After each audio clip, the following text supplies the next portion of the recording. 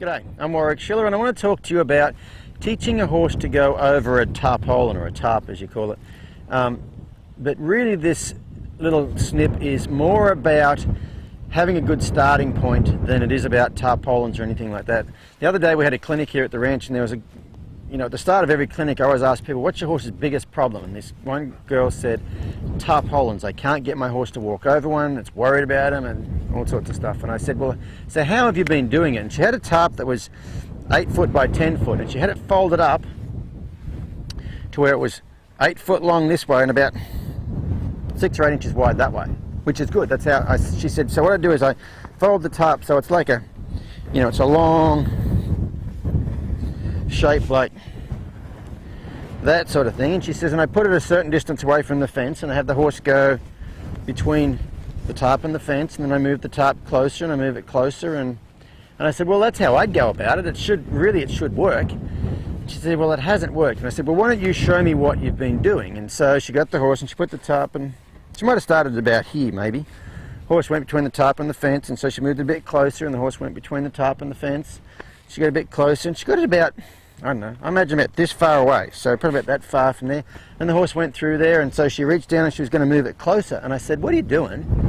And she said, well, I'm going to move it closer. I said, why? She says, well, she's good with it. I said, yeah, but she's not perfect with it. That horse, up to that point in time, she'd been walking and trotting through here like this.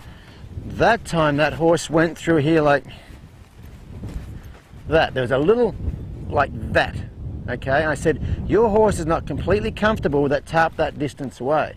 I said, I bet much closer than that's where it starts to get bad. And she says, yeah, that's when he won't go through the gap and then he runs backwards and stuff. And I said, because he's not comfortable with that part right there. I said, let's work on it. So we just had to go backwards and forwards through there until that horse would just walk through there like that tarp wasn't even there. Then we moved it closer, it walked through there like it wasn't even there. We moved it closer, and eventually we got it to, it was about this close, and it couldn't really fit through the gap, so one kind of hind foot was going over it. Okay, we got that to there, and then we got it to where we moved it closer, and that horse couldn't actually fit between the gap and there, so it kind of just went over it a bit, jumped over a little bit, but it's only this wide, so it's not going to make the world's biggest leap. It's just going to kind of trot across the top of that. Then we got it all the way up to the fence, and now the horse was trotting over it. Once that was good, we just opened it up, so instead of it being 8 inches wide, it was 12 inches wide. We had the horse come around, trot over that. Okay, once that was good, then we opened it up a little bit wider, had the horse go over that. Once that was good, we made it a bit wider, had the horse go over that. And each time that horse, we made it bigger, that horse was just as comfortable with it as it was the time before. Eventually we got that horse to where it must have been 10 feet that way, because I think it was 8 feet this way. 8 feet this way and 10 feet that way. Eventually I got the tarp where I turned it around and it had to trot across 10 feet of tarp, and it was fine. Then we got the horse to slow down and walk across it, and eventually we got that horse to slow down and walk on it and stand still in the middle of it. And it was totally relaxed and comfortable with the whole thing.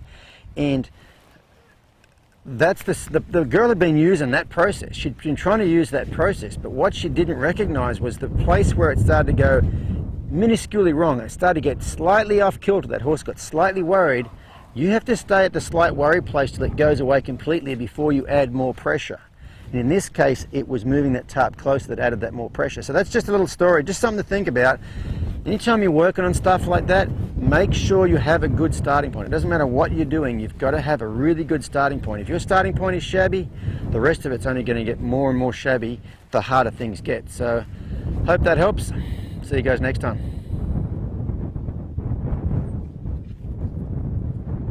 When did you turn it off?